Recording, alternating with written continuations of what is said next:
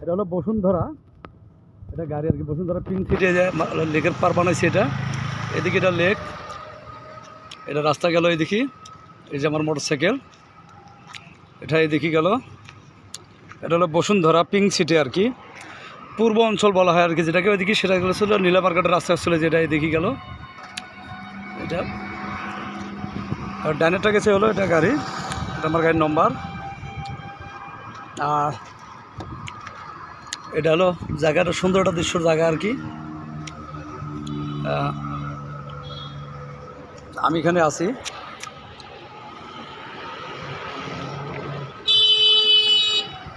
এখানে আমি সাথে গাড়ির